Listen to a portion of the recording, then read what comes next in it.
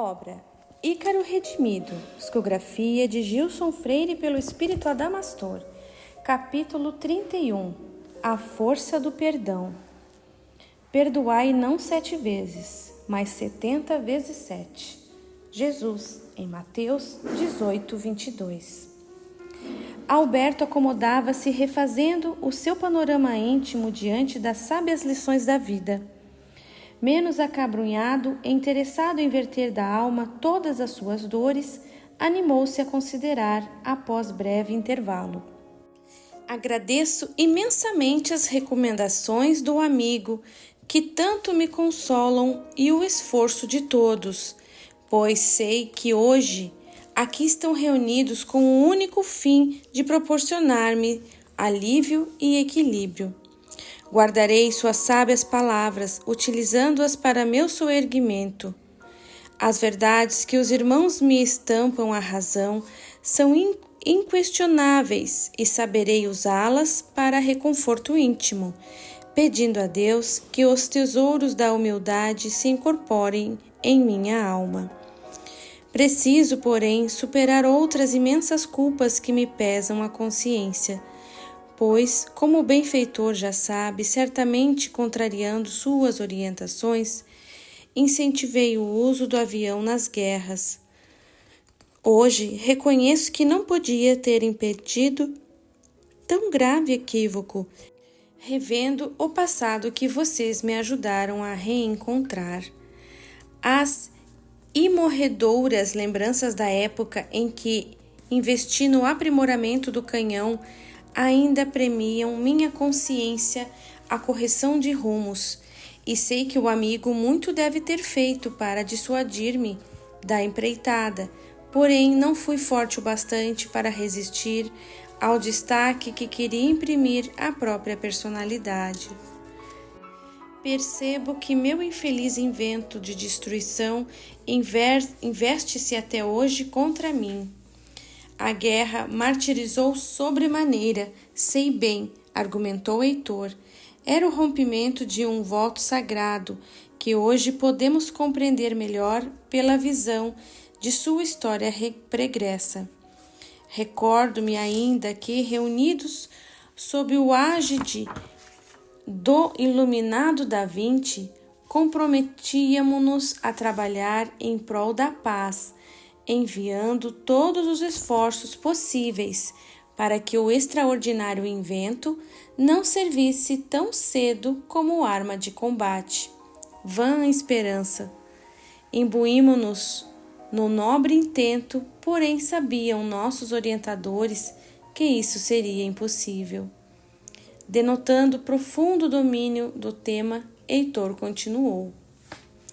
Apenas nascia o aeroplano, dadivoso bem do mundo espiritual, ainda frágil e mal iniciando seus primeiros passos, já era armado para a luta pelo milenar instinto guerreiro do homem terreno.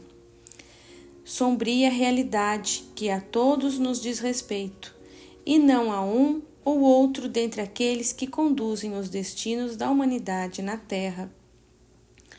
Com todo o respeito aos nossos irmãos pioneiros, cujas imagens não queremos denegrir e sequer menoscabar seus preciosos feitos, todos fracassaram no intento de resguardar a invenção das disposições belicosas do homem.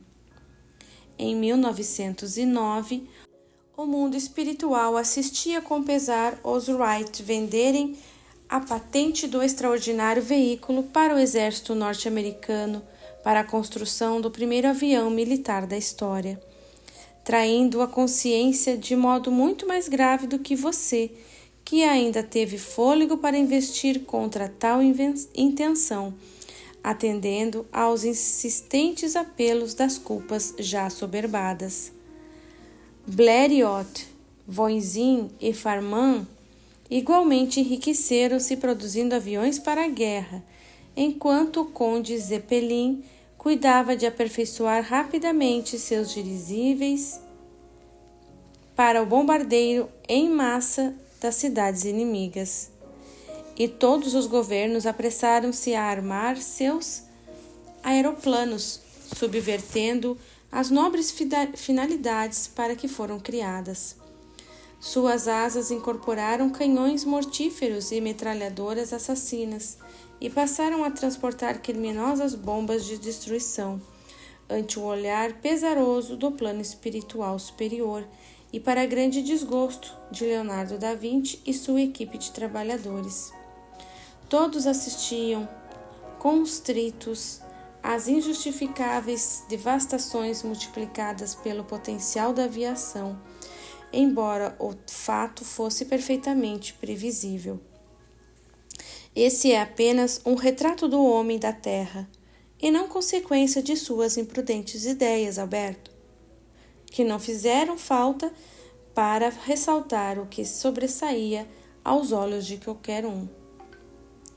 Mas não deixei de contribuir para o equívoco. Pobre de mim, fui o primeiro a participar de uma parada militar com uma máquina voadora, em nítida alusão ao seu emprego como arma de combate. Longchamps ainda me dói como o fio de punhal penetrando meu coração. Não precisava ter dado tanta ênfase ao fato, associando meu nome à indigna sugestão.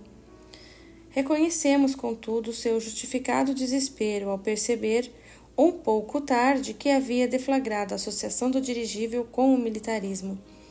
Você, relendo as tristes reminiscências que trazia indeléveis na memória espiritual, não queria mais se consorciar ao esforço bélico do homem. Era o passado que voltava a você e não podia mais tolerá-lo, ciente das atrozes dores vivenciadas nos horrores das guerras das zonas umbralinas. Recordo-me de sua comovente carta à Liga das Nações. Inútil apelo à empedernicida aptidão marcial do homem inferiorizado, interpretado como fragorosa ingenuidade, porém com imensa repercussão no mundo espiritual, onde surtiu efeitos surpreendentes, suscitando simpatias a seu favor, apesar de seus equívocos anteriores. A despeito de tudo e de todos, o avião terminaria de qualquer modo sendo empregado nos enfrentamentos fraticidas. O plano superior sabia disso, era inevitável. Você, porém, acalentado pelos mais sublimes ideais aprendidos das elevadas entidades que nos assistiam na tarefa, nutriu no coração, sedento de paz verdadeira, a alusão de que poderia evitar esse seu danoso uso. O propósito firmou-se-lhe com tal magnitude que seu sofrimento foi desmedido e inevitável diante do fracasso do intento. Assomado às outras frustrações, terminou por contribuir para precipitá-lo na zoés queda do autoextermínio. Meus amigos, muito já me fizeram ver a respeito desses funestos insucessos. Como aqui nos crescem as culpas, constrangendo-nos a intolerável remorso. Gostaria de libertar-me de tamanhas aflições. O arrependimento do suicídio me é ainda dor insuportável. Gostaria de ocultar-me no sono permanente, iludindo-me de que não dei guarida a tantos erros. Dizem que na carne esquecemos todos os males, apagando-os da memória. Retornar ao plano dos homens não seria a única solução para meus sofrimentos, digno mentor. É grave engano pensar que, refugiando a consciência na amnésia, você estará assegurado contra os malefícios que reverberam do passado. O pretérito não pode ser simplesmente olvidado, pois não é mera coletânea de inconsistentes imagens amealhadas na retina espiritual. É força poderosa a se refletir no presente, em forma de alegria ou dor, conforme o arremesso efetuado. Não podemos deter-lhe o impulso, atirado qual bólido veloz, porém, orientar sua trajetória, minorando-lhe os efeitos e cuidando de granjear renovados bens para o futuro. Como Alberto não se animou a objetar, o mentor prosseguiu. Exerça a complacência consigo mesmo, admitindo que sua tarefa foi executada a contento, em que pesem as dificuldades íntimas e o fim dramático que impôs a vida. Embora nada justifique seu ato danoso contra si mesmo, esteja ciente de que o Senhor nos permite as oportunidades de refazimento e regeneração, bastando que você siga com boa vontade os caminhos que os nossos irmãos lhe indicam, agradecendo a Deus pela valiosa ajuda que eles lhe trazem, pois, reafirmamos, far-lhe-á muito bem à alma o recolhimento na humildade. Preparava-me para interferir, contudo Heitor, sem me deter, agregou. Eu também não fracassei no intento de ajudá-lo? Não pude impedi-lo da derrocada final e senti-me também um falido. Desesperado, recorri ao socorro nas esferas mais altas. Porém, as nobres entidades que nos assistiam ao cumprimento do ideal também tiveram de deixá-lo entregue às reverberações dos próprios equívocos, pois eram frutos de inadequados sentimentos de orgulho ferido.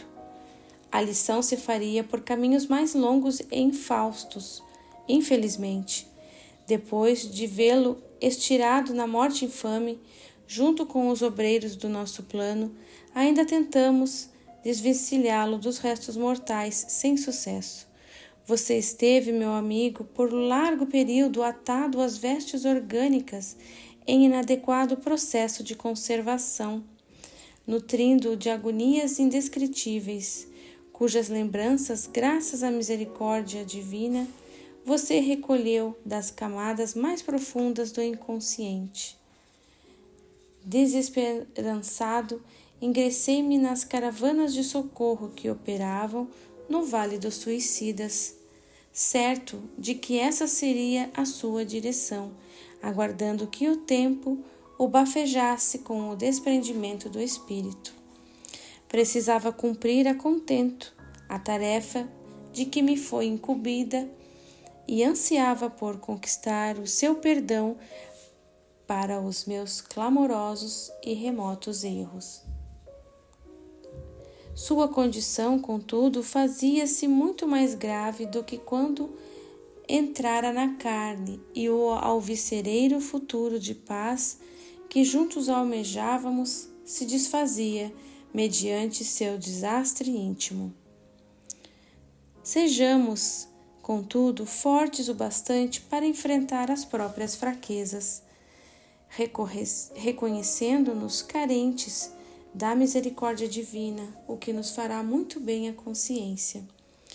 E, sobretudo, trabalhemos pela paz e pela vitória do bem, angariando medicamentos seguros para a superação de todas as nossas dores, meu amigo. Igualmente, não as tenho e muito maiores? Vejo agora o quanto lhe devo. Não detenho méritos para receber tamanha dedicação e amizade. Reconheço que se algo realizei na vida foi graças à sua sabedoria suplantando minhas incapacidades. Minha memória se aclara e posso ver o passado, identificando-o como o conselheiro fiel e ponderado, o amigo de todas as horas. Sinto tê-lo guardado tanto tempo como terrível inimigo, a quem devia temer ou liquidar. Mas hoje sei que minhas parcas conquistas lhe pertencem e não encontro palavras para agradecer-lhe. Nada mais fiz do que minha obrigação, Alberto, e não me impute virtudes que ainda luto por conquistar, respondeu Heitor com humildade. Não mereço sua gratidão, pois, como lhe falei, visava ao saneamento de meu nefasto passado e tampouco vinha buscar de reconhecimentos que não posso suscitar, mas sim recolher seu precioso afeto, pois preciso do aprazimento do seu amor para cicatrizar as profundas feridas que ainda trago na consciência.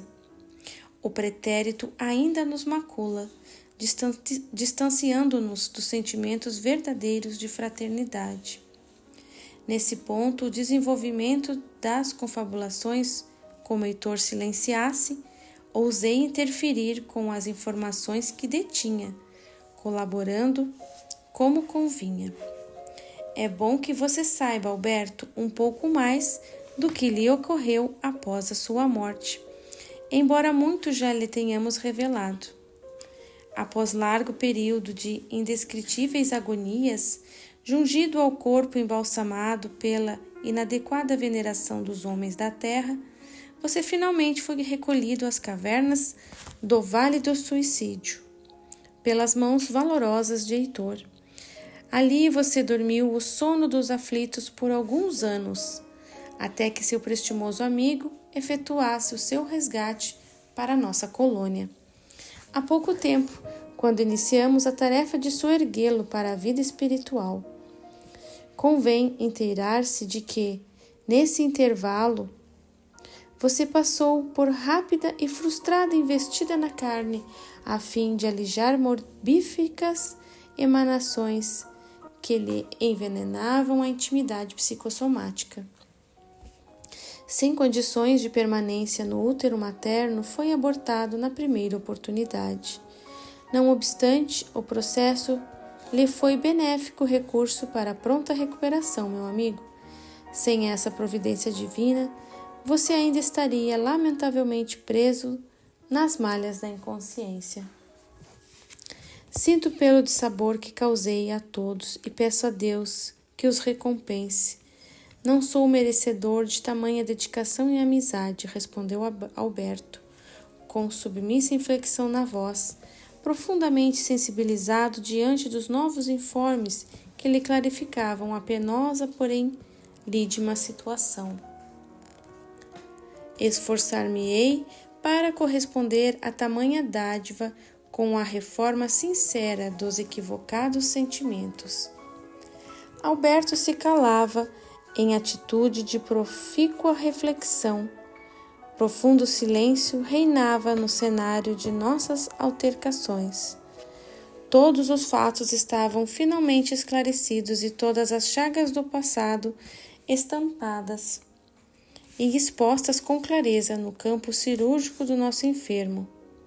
Heitor, o cirurgião principal, auxiliando-nos no delicado ato operatório da alma, com humildade se imiscuía em seu próprio processo, fazendo-se ao mesmo tempo alvo de sua operosa ação. Envolvido em sacrossantas emoções que não ousávamos interromper, Heitor, enovelando poderosas energias ectoplasmáticas, transmudou-se vagarosamente no cardeal da cunha, mediante fantástica operação de metamorfose psicossomática. Ajoelhando-se em uma das pernas, curvou-se diante de Alberto, proferindo sensibilizadas palavras. Filho, rogo-te o perdão sincero pelos meus intentos, males que causei à tua felicidade e daquela que te devota inexcedível amor, em passado ignominioso, o qual desejo soterrar definitivamente sob o beneplácito da misericórdia divina. Com a alma soberbada pelos insumos do ódio, semeados em tantos séculos de ignorâncias e crueldades, anseio renovar-me diante daqueles que tanto ofendi. Almejo o valioso prêmio de tua complacência, embora não o mereça de fato, a fim de alijar da alma o pretérito escabroso, permitindo-me continuar a jornada do espírito na retaguarda de teus passos. Alberto, de inopino, tomado pelas mesmas portentosas forças que se irradiavam de Heitor, transformou-se igualmente, vestindo-se do porte garboso de Bartolomeu, vertendo da alma sinceros sentimentos que o nimbavam de suave paz. Não posso perdoar-te, magno mentor, pois não encontro mais a ofensa nas entranhas escuras de meu ser. Hoje sei que foi ilusão senti-lo como inimigo atroz, quando eras, na verdade, apenas o necessário instrumento da lei investido de força corretiva, pois em meus execráveis desmandos eu não merecia melhor tratamento por parte daqueles que ofendia pela indignidade das atitudes. Alimentado por vaidades imensas, mercadejando ignóbeis sensações carnais e transportando ainda as mazelas das crueldades cometidas do pretérito de guerras, que mais poderia esperar da vida e dos companheiros de jornada? Levanta e deixe-me chamá-lo de meu pai, meu irmão, meu amigo. Deixa que eu me curve diante de ti, agradecendo-te todo o bem que o teu amoroso coração emanaste a meu favor, sem que eu o merecesse. Devoto-te minha vida, minha glória, meu nome. Envolvidos por diáfana luz, ambos se abraçaram, genuflexos, debulhando copiosas lágrimas, com as almas desfeitas em sublime amor, sob o impacto de poderosas energias divinas. Substanciavam-se e vimos Alberto luzir pálida chama no coração. Era o sinal de que finalmente, superando as chagas do ódio que transportara por longos anos, redimia-se diante de Deus e da própria consciência. As preciosas tertúlias com Heitor chegavam ao fim, redundando os valorosos proventos para ambos. Enfim, as agruras do passado encontravam sua cura real na intimidade consciencial de seus protagonistas, e as algemas do ódio se convertiam em sacrossantos laços de puro amor, fundindo-os em verdadeira irmandade. Se o homem comum conhecesse a força curativa do perdão, apressar-se-ia a praticá-lo sem restrições, excusando com sinceridade os inimigos, por maiores lhes sejam as faltas cometidas. Profere, contudo, alimentar perigosas nódoas de mágoa, permanecendo na senda da vindita, como se a destruição do inimigo pudesse satisfazer-lhe a sede de justiça. Grande equívoco! Não é possível derruir um oponente, e a infelicidade alheia jamais endossará a nossa alegria, pois a lei somente nos permite o júbilo na exata medida em que distribuímos em derredor os próprios passos. Agradecidos ao Senhor, sublime médico de nossas almas, em muda oração suplicamos para que o fel do ódio abandone definitivamente o coração humano, cientes de seus imensos males, capazes de envenenar os séculos, exigindo-nos árduos esforços em sua superação. Reservadamente, demandamos o exterior, sem despedir-nos, pois as emoções nos embargavam as palavras.